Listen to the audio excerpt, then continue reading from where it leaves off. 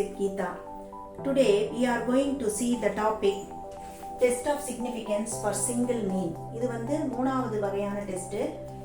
அதாவது for large sample test. This is for large samples where n greater than or equal to 30. So we use normal test. Here the hypothesis, null hypothesis அப்படிங்கிறது என்ன இருக்கும் அப்படின்னா mu equal to some value mu naught.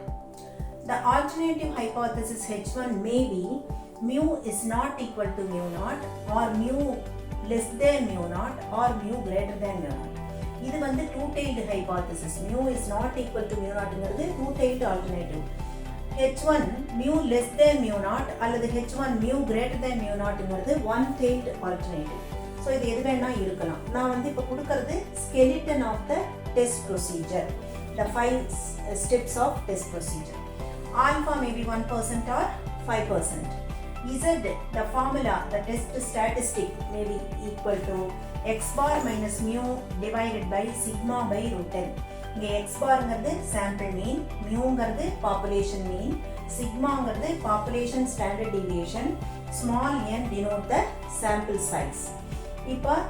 இப்போ இந்த formula எப்போ use பண்ணுவோம் அப்படின்னா when sigma is given or known அப்படி இருந்தா நம்ம இது பண்ணுவோம்.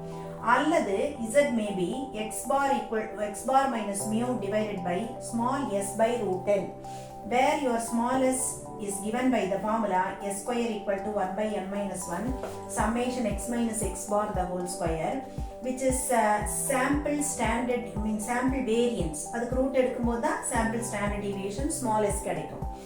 இது large samples எப்பவுமே சிக்மாவுக்கு வந்து unbiased estimate வந்து s small s for large sample. அதனால தான் sigma gap equal to s ன்னு போட்டிருக்கேன். அதனால தான் சிக்மா இல்லாதப்ப நம்ம s சப்ஸ்டிட்யூட் பண்ணிக்கலாம்.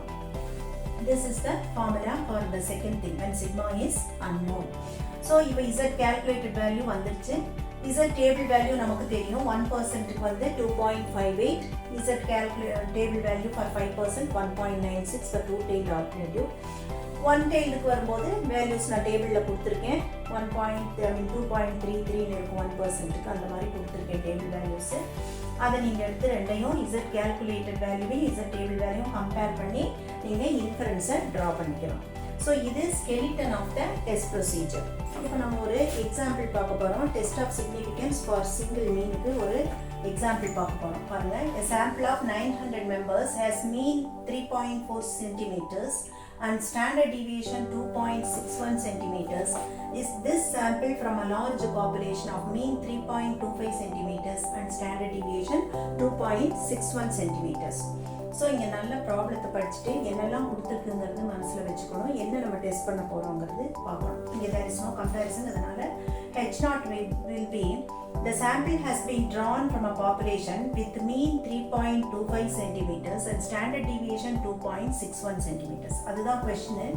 அந்த கொஸ்டின் உள்ளது தான் நமக்கு வந்து H0 வருது. So H0 that is mu equal to 3.25. The single mean test for single mean. So mu equal to some mu naught that is mu equal to 3.25 centimeters. இப்போ alternative hypothesis நம்ம எழுத போகிறோம். mu not equal to 3.25 centimeters. ஏன்னா நாங்கள் கம்பேரிசனே எந்த statement இல்லாதனால alternative வந்து two-tailed alternative நம்ம இங்கே எழுதியிருக்கோம். alpha equal to 5% நம்ம எடுத்திருக்கோம். z equal to x bar minus mu by sigma by root n follows normal 0.1. ஏன் இந்த ஃபார்முலா எடுத்திருக்கோம் அப்படின்னா சிக்மானுடைய வேல்யூ இங்கே கொடுத்துருக்கு. ஸோ 2.61 கொடுத்துருக்கு. ஸோ கொடுத்துருக்கிறது என்னெல்லாம் கொடுத்துருக்குன்னு வேணா எடுத்து எழுதிக்கிறோம். எக்ஸ் பார் வந்து 3.4 centimetres that is sample mean. Population mean வந்து 3.25 சென்டிமீட்டர்ஸ், சிக்மா 2.61 சென்டிமீட்டர்ஸ், என் வந்து 900. இந்த ப்ராப்ளத்தை பொறுத்த வரைக்கும் சாம்பிள் ஸ்டாண்டர்ட் டீவியேஷனும் அதே தான் 2.61 தான். பாப்புலேஷனோட வேரியன்ஸ் ஸ்டாண்டர்ட் டீவியேஷனும் 2.61. ஸோ இப்போ நம்ம சப்ஸ்டிட் பண்ண போகிறோம். z equal to 3.4 minus 3.25 whole divided by 2.61 divided by root of 900. So root of 900 வந்து 30. அதனால the denominator of the denominator will come to the numerator. So அப்போ இதை சப்ட்ராக்ட் பண்ணும்போது 0.15 into 30 divided by 2.61. சிம்பிளிஃபை பண்ணினா 1.73. So z calculated value 1.73. z table value for two-tailed test at 5% level of significance 1.96, which implies இந்த ரெண்டையும் compare பண்ணும்போது z calculated value is less than z table value. அப்போ there is no evidence to reject H0, so we are accepting H0. அப்போ the sample has been drawn from a population with mean 3.25 centimeters and standard deviation 2.61 centimeters. இதுதான் நம்மளுடைய conclusion அல்லது inference ன்னு சொல்லுவோம். இப்போ second exercise பாருங்க. இதுவும் test of significance for a single name. A random sample of 200 tins of coconut oil gave an average weight of 4.95 kilograms with a standard deviation of 0.21 kilograms. Do we accept the hypothesis of net weight 5 kgs per tin at 1% level? இப்போ இது நல்லா படிக்கும் பொழுது உங்களுக்கு நல்லா தெரியும். H0 வந்து mu, அதாவது population mean mu equal to 5 kgs. அதை தான் நம்ம டெஸ்ட் பண்ண போறோம், whether it is equal to 5 kgs or not. So H1 வந்து mu not equal to 5 kgs, it's a two-tailed alternative. And they have asked us to test it on 1% level. 1% லெவல்ல நம்ம test பண்ண போறோம். alpha equal to 1%. Z equal to x bar minus mu divided by s by root 10. ஏன் s by root 10 நாக்கா sample standard deviation கொடுத்திருக்கு 0.21. mean sample mean வந்து x bar 4.95. sample standard deviation s is equal to 0.21. population mean mu equal to 5. n number of samples வந்து 200. so இப்போ நம்ம ஃபார்முலால கொண்டு போய் substitute பண்ண போறோம். so 4.95 minus 5 whole divided by 0.21 divided by root of 200. so in the denominator numerator கொண்டு denominator of the denominator will come to the numerator. so minus இது subtract பண்ணும்போது minus 0.5 into root of 200 whole divided by 0.21. after simplification this will give you minus 3.37. எப்பவுமே z calculated value minusல வரும்பொழுது modulus z எடுத்துக்கணும், so that it will become positive. so mod z equal to 3.37. so calculated value of z is 3.37. table value of z at 1% level 2.58 for two-tailed test. so compare பண்ணும்பொழுது என்ன ஆகும், z calculated is greater than z table value, which implies h0 is rejected. அப்போ நம்ம எடுத்துக்கிற H0 reject பண்ண போறோம். so the net weight of a tin is not equal to 5 kgs. H1ல இருக்கிறத அப்படியே எழுத வேண்டியதுதான், that is mu is not equal to 5 kgs. இது மாதிரி கன்க்ளூஷன் நம்ம இன்ஃபரன்ஸ் எழுதலாம். இப்போ நம்ம அடுத்த மாடல் ஒரு எக்ஸசைஸ் பார்க்குறோம். the average number of defective articles per day in a certain factory is claimed to be less than the average of all the factories. The average of all the factories is 30.5. A random sample of 100 days showed the following distribution. Class limits கொடுத்திருக்கு, effectives கொடுத்திருக்கு, number of days கொடுத்திருக்கு. Is the average less than the figure for all the factories? அதுதான் நம்மளுடைய test பண்ண வேண்டிய hypothesis. So H0 வந்து mu equal to 30.5. அதுதான் இங்க கொடுத்திருக்கு. The average of all the factories mu is equal to 30.5.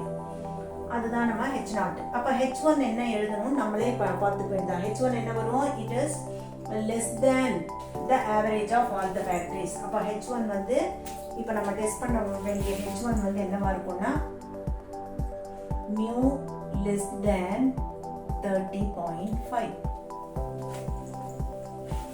அதாவது defectives as per day in a certain factories claim to be less than the average of all the factories. அப்போ sample mean தான் வந்து less than இருக்கும், அதாவது mu greater than mu is less than 30.5 அப்படிங்கிறது தான் நம்மளுடைய claim. so let us calculate the sample mean and standard deviation. ஏன்னாக்கா நமக்கு டேட்டா தான் கொடுத்துருக்காங்க, sample values நமக்கு தெரியாது. அதனால நம்ம என்ன பண்ண போறோம், sample mean x bar வேணும், standard deviation s வேணும். ஸோ அந்த ரெண்டையும் நம்ம இந்த டேபிள் ஃபார்ம் பண்ணி as usual நம்ம எப்படி ஒரு கண்டினியூஸ் ஃப்ரீக்வன்சி டிஸ்ட்ரிபியூஷன் கொடுத்தா மீனும் ஸ்டாண்டர்ட் டிவியேஷன் கண்டுபிடிக்கிறோமோ அந்த மாதிரி நம்ம இங்கே கண்டுபிடிக்கணும். ஸோ கிளாஸ் லிமிட்ஸ் கொடுத்துருக்கு, மிட் பாயிண்ட்ஸ் நம்ம இந்த கிளாஸ் லிமிட்ஸ்னுடைய மிட் பாயிண்ட்ஸில் கண்டினியூஸாக மாற்றினாலும் மிட் பாயிண்ட் இதுதான் வரும், மாற்றாமல் டைரெக்டாகவே போட்டிருக்கேன். ஸோ 18, 23, 28, 33, 38 இந்த கிளாஸ் இன்டர்வலினுடைய வித்து வந்து கிளாஸ் வித்து வந்து 5. அதை வந்து கனெக்ட் பண்ணி நான் மிட் பாயிண்ட் சொல்லியிருக்கேன். எம் வேல்யூஸ் f வந்து கொடுத்துருக்காங்க frequency, the total of the frequency n equal to 100. d வந்து m minus a divided by c. இங்கே ஏங்கிறது வந்து assumed mean, that is I have taken 28 as my a, the mid value. அப்போ m minus a by c பண்ணும்போது ஒரு mid பாயிண்ட்ல இருந்து இந்த 28 கழிச்சிட்டு divided by c equal to width of the class interval, அதால டிவைட் பண்ணிருக்கேன். ஸோ 18 minus 28 divided by 5, அது வந்து -2. 23 minus 28 divided by 5 -1. 28 minus 28 by 5 0. 28 minus 33 minus 28 divided by 5 1. 38 minus 28 divided by 5 2. So இந்த வேல்யூஸ் கண்டுபிடிச்சதுக்கு அப்புறம் இதை ஸ்கொயர் பண்ணியிருக்கேன். d ஸ்கொயர் காலம்ல -2 square 4 -1 square 1 0 square 0 1 square 1 2 square 4. இப்போ f ஐயும் d காலத்தையும் மல்டிப்ளை பண்ணிருக்கேன். 12 into -2 -22. 22 into -1 -22. 20 into 0 0. 30 into 1 30. 16 into 2 32. அதே மாதிரி f into d square, f காலத்தையும் d ஸ்கொயர் காலத்தையும் மல்டிப்ளை பண்ணும்போது 12 into 4 48. 22 into 1 22. 20 into 0 0. 30 into 1 30. 16 into 4 64. So summation இந்த fd எல்லாத்தையும் கூட்டினா, அதாவது பாசிட்டிவ் வேல்யூஸ் தனியாக கூட்டிக்கணும், நெகட்டிவ் வேல்யூஸ் கூட்டிக்கணும். டிஃபரன்ஸ் வந்து 16 + 16. இங்கே fd ஸ்கொயர் எல்லாரையும் கூட்டி வர்றது தான் சம்மேஷன் fd ஸ்கொயர். ஸோ இந்த டேபிளில் உள்ள எல்லா வேல்யூஸையும் நம்ம கண்டுபிடிச்சிட்டு இனிமேல் தான் நம்ம டெஸ்ட் ப்ரொசீஜரை ஆரம்பிக்கும். ஸோ இந்த ப்ராப்ளத்தினுடைய கண்டினியூஷன் பாருங்க. h0 mu equal to 30.5, h1 mu less than 30.5, அதாவது one tailed alternative, alpha 1%, formula zcal equal to x bar minus mu divided by small s by root 10 follows normal 0 1. இப்போ நம்ம from the tables நமக்கு என்னெல்லாம் கண்டுபிடிச்சிருச்சோம். summation fd 16, summation fd square 164, capital N 100, a 28, c 5. So இதெல்லாத்தையும் வச்சுட்டு sample மீனையும் sample standard டிவியேஷனையும் நம்ம calculate பண்ணணும். Sample mean x bar equal to a plus summation fd by n into c. So values போடுறோம். 28 plus 16 by 100 into 5. இதை simplify பண்ணால் 28.8. So sample mean is 28.8. Sample standard deviation s is equal to root of summation fd square by n minus summation fd by n the whole square, ரூட்டுக்கு வெளியில multiplied by c. So values எடுத்து போய் substitute பண்ணுறோம். Root of 164 by 100 minus 16 by 100 the whole square, வெளியில into 5. Simplify பண்ணினா this is equal to 6.35. இப்போ இந்த values எல்லாத்தையும் நம்ம என்ன பண்ணுறோம், ஃபார்முலால சப்ஸ்டியூட் பண்ண போகிறோம். z equal to 28.8 minus 30.5 whole divided by 6.35 divided by root of 100. அதை சிம்பிளிஃபை பண்ணினா -2.68 நெகட்டிவ் வேல்யூ வருது. ஸோ மாடுலஸ் எடுத்துக்கணும். So mod z equal to 2.68. So calculated value of z is 2.68. Table value at 1%, one tailed alternative னால table value is 2.33. I have given the table values already in the video. So அதை பார்த்து நீங்கள் refer பண்ணி table values எடுத்துக்கலாம். So z calculated is greater than z table value. ஏன்னா இது 2.68 is greater than 2.33. Therefore h0 is rejected. So நம்ம hypothesis நம்ம reject பண்ண போறோம். அப்ப h1 நம்ம அக்செப்ட் பண்ணிக்கிறோம். Therefore mu is less than 30.5. That is the average is less than 30.5. அப்படிங்க நம்ம இன்ஃபரன்ஸ் ட்ரா பண்றோம். ஸோ இது மாதிரி மீன் சாம்பிள் ஸ்டாண்டர்ட் டிவியேஷன் எப்பவும் கொடுக்க மாட்டாங்க. கொடுக்காதப்ப நமக்கு கொடுத்துருக்கிற டேட்டா வச்சு கால்குலேட் பண்ணிட்டு நம்ம அதுக்கப்புறமா டெஸ்ட் ப்ரொசீஜரை ஃபாலோ பண்ணணும்.